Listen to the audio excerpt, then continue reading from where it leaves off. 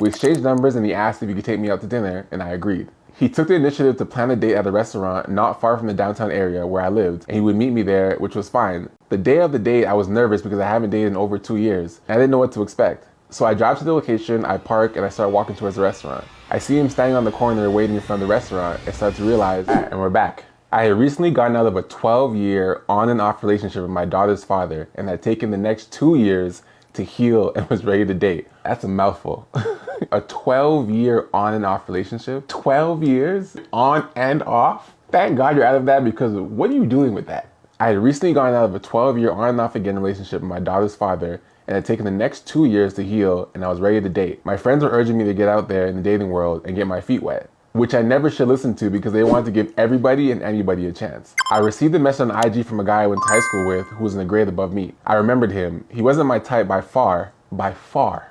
I listen to the words you guys say just so we can come back to these moments. He wasn't my type by far, but like my friend said, give it a chance and see how it goes. We exchanged numbers and he asked if he could take me out to dinner, and I agreed. He took the initiative to plan a date at a restaurant not far from the downtown area where I lived, and he would meet me there, which was fine, since I didn't like people knowing where I lived. The day of the date, I was nervous because I haven't dated in over 2 years, and I didn't know what to expect. So I drive to the location, I park, and I start walking towards the restaurant. I see him standing on the corner waiting in front of the restaurant and start to realize, okay, he's kind of handsome, tall, dark-skinned, and can dress his ass off. Look at you now. Listen, don't sleep on the glow up after high school. High school, I wasn't the sweetest either. Maybe I was, but some people weren't. During COVID time, we were only allowed to order out, so he suggested he order the food, ride to a location that's not far away, and eat by the water. I agreed. The weather was nice, and he was being such a gentleman. He ordered the appetizers, entrees, and even dessert for us. We headed down to the water, parked, had dinner, and dessert, and a good conversation. I learned he had a daughter who he was in the custody battle over, but that didn't bother me much since I'm too familiar with that situation. We ended the night and agreed to another date. The next date was the following week on a Friday night. I had just gone off at work and it was pouring down rain. I had the urge to cancel due to being tired, and I was kind of annoyed that the only communication we had all week was through text, no phone calls or FaceTimes. But again, my friends told me to give it a chance. Stop listening to your friends, first of all. I don't want to hear that anymore. My friends told me, you like this guy. You already said he was handsome, he dressed well, conversation was good. You agreed to a second date. The friends are done. The friends role here is finished. But again, my friends told me to give him a chance and see where things go, and not to be quick to write him off, just yet, since the first date was nice. I agreed to let him pick me up this time. He picked me up and the rain had finally stopped. While in the car, he was asking me if I was hungry, which irritated me because he said we were going out for dinner. He said he knew a place that had good Mexican food, and that's where we went. Once there, I ordered, and I noticed he only ordered a small appetizer, saying he wasn't that hungry, and to get whatever I wanted. The old I'm not hungry line, huh? He's broke. He started talking about music and podcasts, asking me who my favorite rapper was, Jeezy of course, and if I love 90s R&B just as much as him, and asking me questions that quickly turned sexual. He asked me my sign, I said I was a Scorpio, which led to him saying, I heard about you Scorpios, is it true? I looked at him like, at this big age? Then he asked me what R&B song gets me in the mood. At this point, I was ready to go. He paid and asked if I wanted to walk around the vicinity since it was located on the water, and I said sure. Why? You said you're ready to go. Why you went for a walk? Go home. You wanted to be here. It's okay. He's not forcing you on this walk to walk around the vicinity. Just say I'm going home. It's okay. Thank you. I'm going home. While walking, he asked what TV shows I was currently watching, which turned into us discussing the new episode of P-Valley. He asked if I wanted to go back to his place and watch it. That setup is crazy. He asked if I wanted to go back to his place and watch it since he hasn't seen it yet. I was over him at this point, but against all better judgment, I said, sure, why not? He sped all the way back to his place, which is about 15 minutes away. Once we arrived, I realized he didn't live that far from my childhood neighborhood. He led the way to his apartment, opened the door, and I wanted to scream. He had trash on the kitchen floor, which you could tell he was sweeping up but never picked up. I sat on the couch, which had clothes all over it. He apologized for having a mess and stated he was currently working from home and didn't have time to clean. Just say you're a dirty nigga, it's fine. It's okay. Accept who you are. You're dirty. Don't need to lie. You were never gonna clean. The living room didn't have a TV in it, which I quickly learned we were watching this episode in the bedroom. He led the way to the bedroom, which had a big king-size bed, and to my surprise, the TV was already on. I sat at the very edge of the bed, and he lay at the top of the bed, and he turned the episode on. 30 minutes into the episode, he says, so you don't want to come closer? I said, no, I'm fine on the edge of the bed. He later gets up, walks into his bathroom, and comes back out, and I hear the belt he had on his jeans dangling as he sits behind me and starts smelling me and caressing my arms. I said, I'm ready to go home. He said, oh, you don't want to spend the night? It's Friday. I said, what does that even mean? He says, tomorrow's a Saturday. You don't have work. I said, I don't care. I'm ready to go now. Back in his car now, we're heading back downtown. I'm texting my friends how much I hate them and will never listen to them again. As they're responding shocked, he finally breaks the silence and says, I hope I didn't make you feel uncomfortable in there. Which I replied, no, I'm fine. Back in front of my apartment building, he gets out of the car, walks me to my lobby entrance and says, give me a hug. While hugging me, my neighbor is standing outside observing, and he says, hopefully the next day you'll loosen up, and proceeds to squeeze my butt. I'm completely disgusted. Once inside, he texts me and says how he enjoyed his night and when did I want to plan the next date. I immediately block him and never spoke to him again. Now, there's a lot going on here. I'm just gonna go back to the most obvious part. You said you remember this guy from high school and he was far from your type. Far from it. But when you met him in person years later, you're like, oh shit, like he's handsome, he's dressed well, like okay, cool. Date's going well, okay, cool. So you agree to a second date. Once you agree to a second date, this is on you. Stop blaming your friends. Stop blaming anybody else other than you. You had multiple opportunities to leave this date, but you liked him. It's okay to like him. But then if you choose to do foolishness, stand by it. This was no one else's fault. Why are you at his house? You said you were over him at dinner. Then he says, come back to my place, and you say, against my better judgment. So you say against my better judgment, yet at the end of the story, you want to blame your friends and tell them you hate them. This was on you. Own it. It's fine. You learn from it. You just came out of a 12-year on and off relationship. So I get it. You're a little rusty. It's cool. You were impressed that he was not the same guy from high school and you fell for him. It's okay. It happens to the best of us. Not me, but the best of us. Okay, first things first, 12 years is a hell of a long ass time. That's wild. 12 years, god damn. Do you even remember how to date anymore? Do you even remember what it's like going on actual date and dating a man? And even remember all of this? 12 damn years. Anyways, to speed it forward. Well, I find it funny though. I mean, at the beginning, this guy was your type. You know, you met him, you were skeptical, but your friends convinced you, and then you met him and you were like, you know what? He's handsome, tall, dark man, you were all in. He was definitely your type. But along the road, I don't know why you keep putting blame on your friends, saying they're the one who keep insisting, you go along with it even though you're having second thoughts.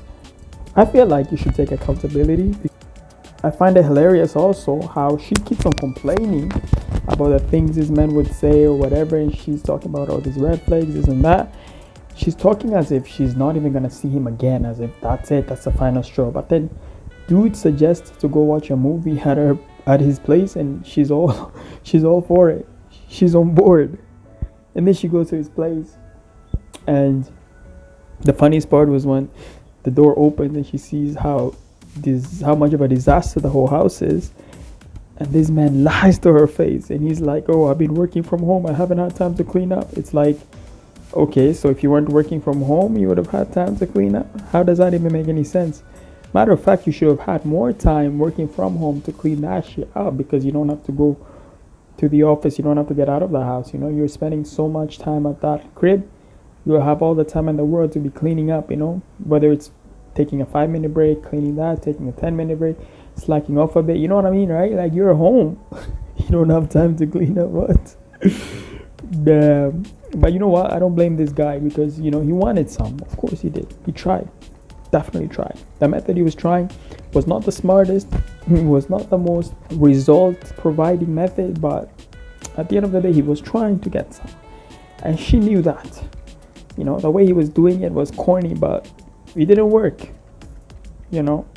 but he was very respectful about it, right? He didn't bash her at the end. He wasn't like, you effing bitch, you wasting my time, my money, No, he was respectful. Matter of fact, he even apologized, saying, I'm sorry if I made you feel uneasy, blah, blah, blah, had a good time, You know what I mean? He carried it like an adult, like a gentleman. She's the one who was mature on this part, because even on the ride home, as he's apologizing and addressing the fact, she's acting like nothing was wrong. And then she goes home and blocks him. Like, what? Why didn't you just have the conversation and told him, like, yo, that's not right, like, you weren't ready for it, like this and that? You should have told him your boundaries. But instead, you're gonna lie to his face and act like nothing was wrong, go home, block him immediately. Let me explain to you every nigga's worst nightmare. Imagine you put on your most expensive clothing, most expensive cologne. You and your niggas gonna hit the town tonight. All your homies hyping each other up. You miss the bitches. You miss the bitches. I miss the bitches. Everybody's missed the bitches tonight. You pull up to the function. You and your homies, y'all hit and y'all miss the bitches dance. You're looking around for prospects. And as you're looking around, you see fucking Keith Powers walk in. Mind you, this ain't no regular Keith Powers. This is fresh off Ryan Destiny, newly single Keith Powers. Now all the women are just like, oh my God, it's Keith Powers. Oh my God, I love Keith Powers. He's so handsome. Shut the fuck up. So now you and every other nigga in that fucking function, all of y'all been downgraded to just one of them niggas. It's just one word, one of them niggas. One of my homies coming fresh off a breakup. He needed that night more than any of us. He needed to rebuild that self-esteem he had just lost. So he wasn't taking no L's tonight, apparently. So he looks at us, he says, hey, y'all, don't worry. I'ma handle it. Which I look at him, I'm like, what the fuck does that mean? He said, don't worry. I'ma handle it. I didn't know what the fuck that meant. I just said, all right, cool, whatever. My homie, he starts going around. I've never seen player hating to this extent ever in my life. He starts going to different women, start trying to talk to them. They hit him with the, oh my God, you see Keith Powers over there? Again, this is the most player hater shit I ever seen in my life. This is just flag on the play type of player hating. He gonna go, oh, you mean STD, man? Yeah, it's too bad he got STDs. No, you don't. No. Reel back. We don't do that. This nigga thought spreading false information was gonna greater his chances of getting laid tonight. I'm like, I don't think you should be spreading misinformation for no goddamn reason. And he just said, don't worry, I'ma handle it.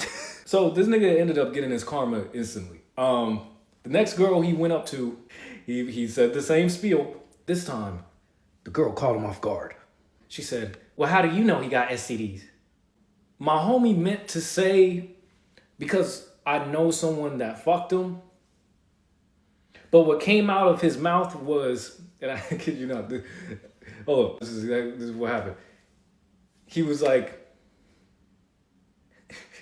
he said, because I fucked him. That nigga had instant regret on his face. Just, Needless to say, we all went home bitchless that night. Yo, that's hilarious. Yeah. At the end of the day, bro, just to get some puss, you don't spread misinformation about the other person, bro. Like, that's low of the low. Everybody knows this. Come on, man. Come on. You don't want to be that type of dude, bro. You know, you go in a room, right? She ain't feeling you. That's it, period. Leave it at that. But for you to be there, shit talking another person just to get some play, that's low of the low of the low. You know what I mean? And you don't want to be that type of dude, bro. You might as well just go home with empty hands rather than go home getting something by going and airing out people like this and just playing dirty. Like, bruh, that's no character whatsoever. That's disgusting, bruh. Come on. Like, that just shows where your ego's at, bro. Your ego is like really fragile. If you're gonna be out there airing other men and, you know, putting them at a negative light just to get some play, that's crazy, bro. You know, that's crazy. And yeah, the karma did get you in the end. Like, look at that. You even look more of a clown than you did a couple minutes ago. Like, what? How are you gonna say that? Like, damn. And he's hungry. Would you wake up and make him a meal? No. Hell no. He can buy his own shit. Be independent. No, he makes me a meal. What the fuck? I didn't hear your answer. I mean, I'm happily married. I'd make him a meal. You'd make it? Okay. Thanks, man. Damn, take it back. I'll make the meal. And she told me she was talking to one nigga here last semester. I'm like, they didn't do shit. Like, they wouldn't even talk for real. And said she ain't fucked nobody. Like her. But like, fool, you don't know her like I know her. Oh no! Hey, fool. He in too deep, bro. He in too deep. Yo, I like his friend group, bro. They're holding him accountable, bro. That's dope. My boy's way too deep in this. You know what I'm saying? Boys already falling in love before even going on the first date, bro. Boys already thinking about future children and what name he's gonna give them before even getting with a girl. Like, that's crazy, bro. But that's how it goes. A lot of people be projecting so far before even getting to know the person. They be like having these crazy ass stories in their head of how the life is gonna go with that particular person, and they have this particular image of that person without even getting to really know them like that. Like, man, go do your homework, do your research. You'll be shocked. You'll be shocked what you find. You know, I have the same problem. We in this together. You feel me? Woo! So like we could like, you know, We could what? we get married or something. We could. We're We like could as well. We're like the perfect height. Oh, really? You just called me a short king though. What happened to that? I can't. The only reason why I don't like these type of corny ass videos is because they're so fake. Like, in what world would you see people like this? In what world, bro? Like, technically the woman is just acting for the cameras, bro. She knows she's being watched. She want to put a show. She's trying to make this entertaining more than it should be, alright? Like, this is not real life, bro. This is like some script ass BS, and you got all these audiences cheering it on like it's real shit. Like, come on, man. It's so fake. I don't know who needs to hear this today, but that little idea that you had of downloading Hinge, don't do it. Yeah, you're gonna get a lot of matches. Yeah, you might start talking to a few people, but you already know how the game is. You're gonna be talking with them for like 1 to 3 days, plan a date. It might go through. Y'all probably won't even like each other. Or y'all probably will talk about a date, never end up actually going on the date. And if you've ever heard the lines, I met my wife or husband on Hinge, those are not real people. Those are bots. Those are just aliens. They do not exist in this world because no one has met their wife or husband through Hinge. Yeah, he's right on this one. Like, these apps, bro, they crazy. Especially as the years go on, they get worse and worse and worse. Maybe at the beginning when they just started and the algorithm wasn't like that, but nowadays, go on there, bro, you're gonna be depressed. This is gonna ruin your confidence level. Let me tell you that. You could be like 10 out of 10 looking ass Chad with a fucking Lamborghini, bro. You're gonna leave that feeling like way worse than a homeless person, bro, who's across the street right there, you know? That's how bad your self-esteem is gonna feel like.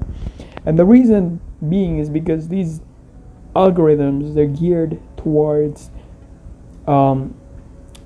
profit, right? They want to make money, right? So what they do is they don't align you with matches because they want you to spend, right? They want you to be paying all these super chats, all these super likes, whatever, boost, all this BS just to get shown to the girl. You see what I mean? Like, the girl is getting endless amount of attention, so they're capitalizing off it. Bro, let me tell you this. You think these dating apps don't have like CEOs and freaking a whole like 30 to 100 people staff, you know, who go to work every day and come up with ideas on how to run these apps and how to get them more advanced and shit, and how to make money? You think they don't have a whole company on these? Let me tell you that, bro. There is a whole company, bro. All right, so you loser ass self thinks you're gonna find a match or you're gonna find your wife here.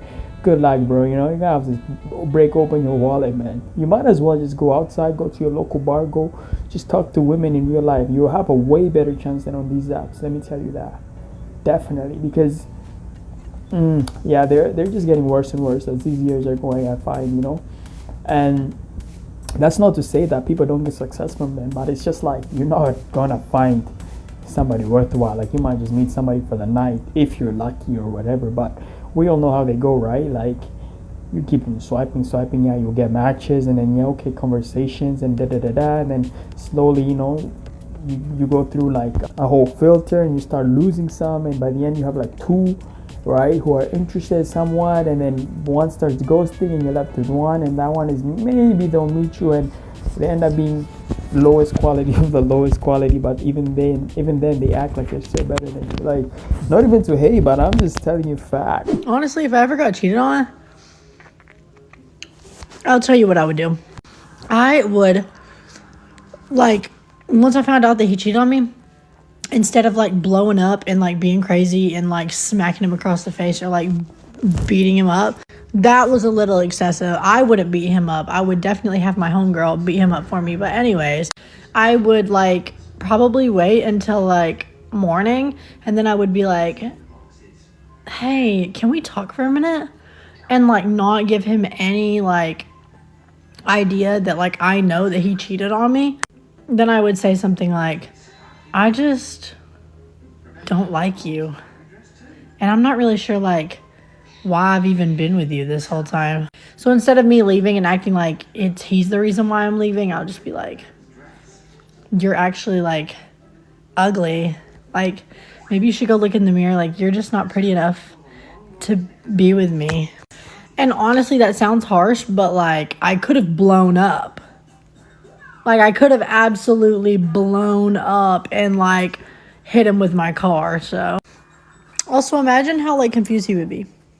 Could you imagine him being like, you just woke up and randomly like, yeah, like I just rolled out of bed and decided that you weren't my person, yeah. And I just love it when men are confused, because a lot of times men cause so much confusion. Like we're just pulling them on them, you know, and like they wouldn't be able to handle it. But yeah, if I ever got cheated on, that's what I would do. So Yo, this girl is crazy as hell, bro. Well, let me tell you one thing though, right? If your man cheated, there's no way you're gonna be composing yourself like this, right? This is just hypothetically speaking of what you think you're gonna do. But let me tell you one thing: if you found out your man cheated or whatever, their emotions are gonna take over. You gonna do first and think later, because you're not a psychopath. You can't control your emotions like that. And another thing too is like, I feel if you're gonna go do these set of actions right away, like the next following day, that man's gonna know what's up. You know what I'm saying? Because he's gonna ask himself like, what happened? Why did she switch up all of a sudden? Then he's gonna have to do his basic maths, right? 1 + 1 is 2. He's gonna realize, oh, because I cheated last night, she must have found out.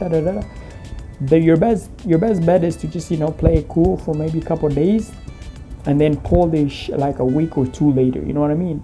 Or even a month later, even 6 months later. You know what I'm saying? That's even hella toxic, bro. That's even hella menace, bro. But yeah.